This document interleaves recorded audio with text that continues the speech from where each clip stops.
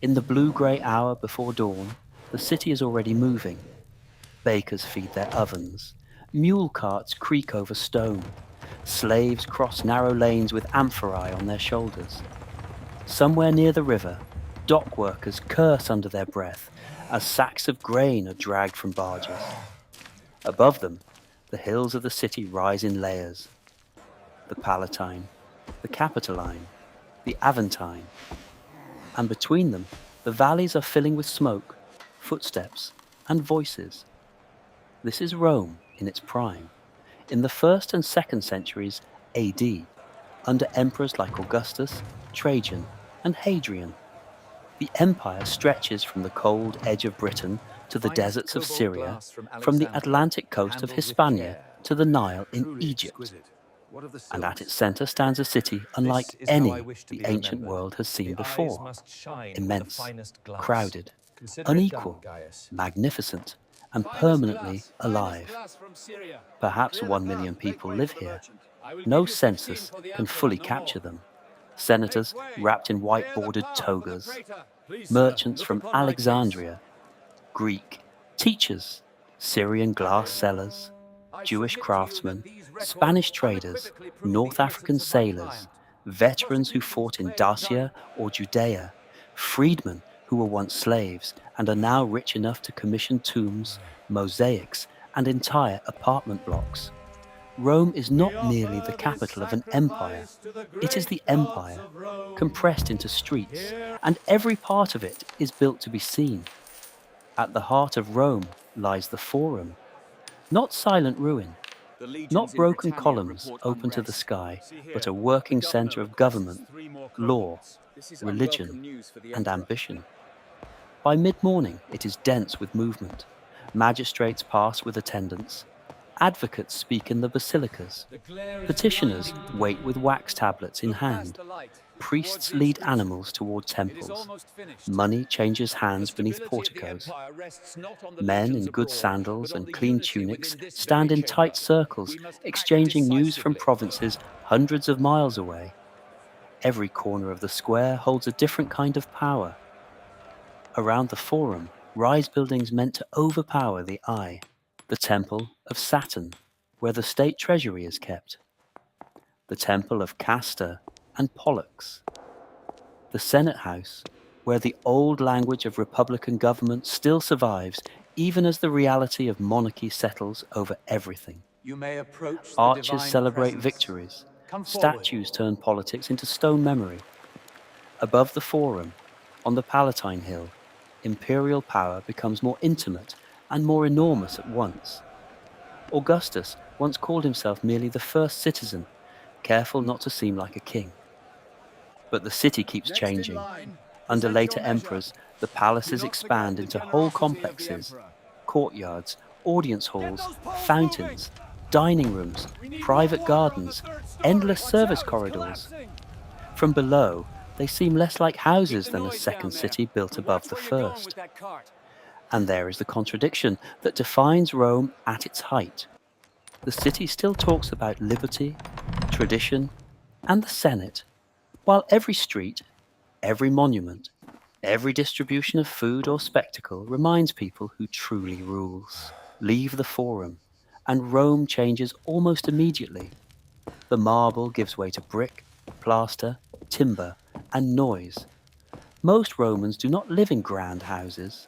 They live in insulae, apartment blocks stacked several stories high, packed with tenants. On the lower floors, where space is safer and more expensive, live tradesmen and the moderately comfortable. Higher up, the rooms become smaller, hotter in summer, colder in winter, and more dangerous if fire comes. Greetings, The citizens. stairs The are steep, finest garum this the side of the walls are Tiber. thin, Come and see the the smell of quality. cooking, oil smoke, damp cloth, and human waste never fully leaves. A woman leans from a window and shakes crumbs into the street. A barber works in a doorway. A tavern serves watered wine before noon. A shopkeeper arranges olives, beans, and garum, the fermented fish sauce that flavors almost everything. Children run barefoot between carts. A cobbler hammers at a sandal sole. A prostitute waits beneath painted signs. A teacher drills boys in Greek in a rented room above. A bakery. This is the Rome most people know. It is also dangerous, juvenile, the satirist, mock the city for its collapsing buildings, sleepless nights, and falling debris from upper floors. And he was not inventing much. Fires are common. Entire blocks can burn. Wagons are banned from certain streets during daylight because the traffic is too dense, so they thunder through at night instead, rattling windows and waking everyone. The Tiber floods. Disease spreads quickly. Crowds press so tightly in market lanes that a person can be robbed, shoved, insulted, or injured before he even sees by whom.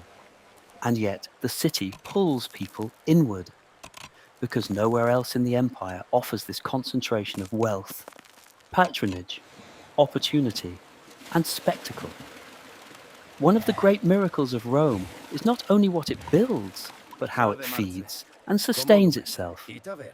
The city drinks from aqueducts that cross valleys and approach from distant hills with astonishing precision. Water pours into fountains, private houses, workshops, public latrines, baths, and ornamental basins. To a Roman, abundance is not hidden. It spills in public. Stand near one of the fountains in the afternoon and watch the city use it. Slaves fill jugs. Children splash their hands. A mule is led forward to drink. A woman pauses, wipes dust from her face, and moves on. Nearby, a public latrine runs continuously with water beneath stone seats, practical and communal in a way the modern world would find startling. And then there are the baths. The baths are not simply places to wash. They are among the great engines of Roman social life.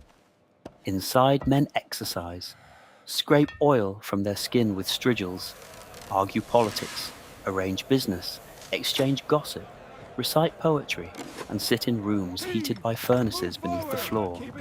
Steam rises, marble walls gleam, light falls through high windows. In a place like the Baths of Trajan, the city seems to gather itself in miniature. Wealth and routine, engineering and vanity, discipline and leisure. But none of this exists without supply. Rome must be fed constantly.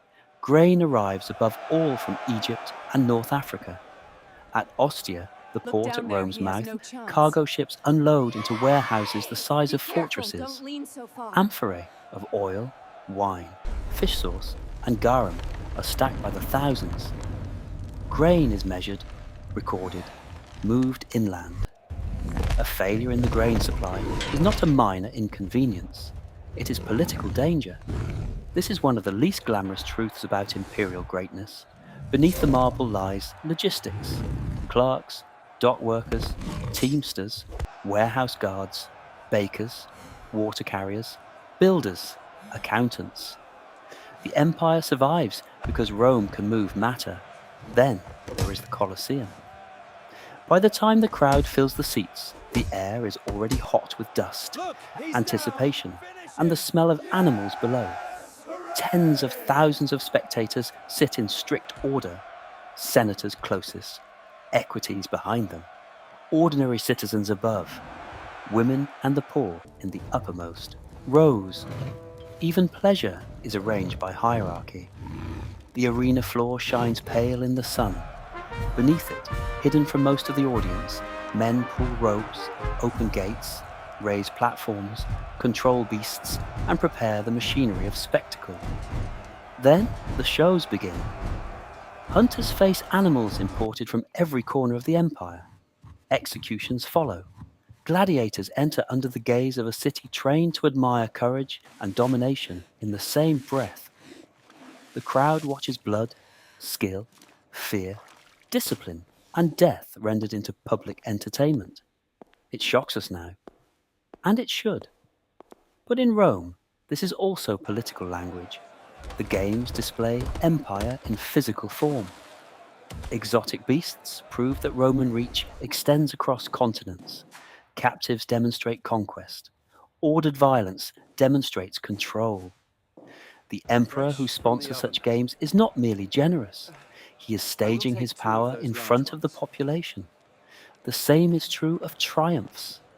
When victorious generals or emperors process through the city, they bring with them treasure, prisoners, painted scenes of battles, and sacred objects stripped from conquered peoples. After the destruction of Jerusalem in AD 70, Roman art will show the spoils of the temple carried in triumph. In Rome, war does not end on the frontier. It is brought home and turned into memory. Yet Rome is not only emperors, armies, and marble. It is a laundress on a side street, wringing cloth in brown water, a slave child carrying a lamp before dawn, a senator being carried through the crowd in a litter while a labourer steps aside into mud, a freedman commissioning a tomb with a portrait of himself because memory in this city must be claimed, a baker marked with flour dust at sunrise, a physician moving from house to house, a widow Great leaving a small lady, offering at a shrine star by of the the sea, crossroads, we and offer always this the linen empire is unto present in you. the background. The wheat in the bread may come from Egypt, the marble column from Greece, the pepper in a rich man's kitchen from India by way of Arabian trade. A household slave may have been born in Thrace, Syria, or Fresh Gaul. figs, the sweetest of the Rome is harvest. wealthy Finest because it pottery stands on direct from the extraction, kiln. on I will give taxes, you 3 tribute, denarii for the oil. conquest, slavery, and the labour of people who will never see the city that consumes their work. That is part of its beauty and part of its brutality. Even religion reflects this crowded complexity. Jupiter still stands over the old state cult. Mars, Venus, and household gods are honoured in shrines, but Eastern cults are spreading too.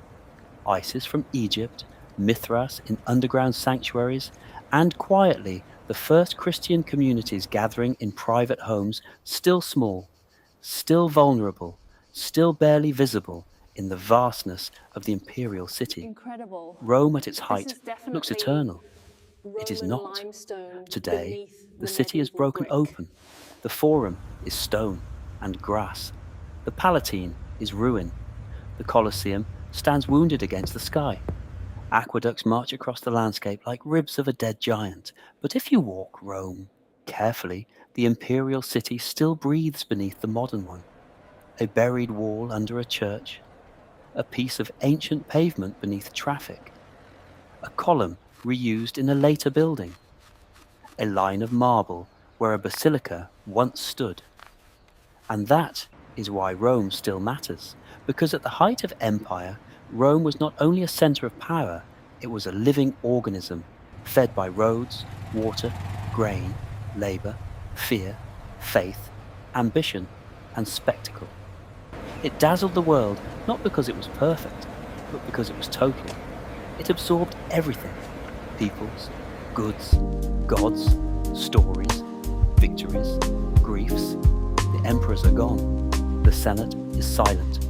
The crowds have dispersed, but the city remains, altered, fragmented, transformed, still carrying the outline of Yes. that earlier world. Here we And when you see stand among the its ruins foundation now, of the what you contract. feel is not only distance, it is recognition. Because Rome, at its peak, was a city convinced it could organize the world. And in fragments, in roads, in laws, in arches, in the very idea of empire, it still does.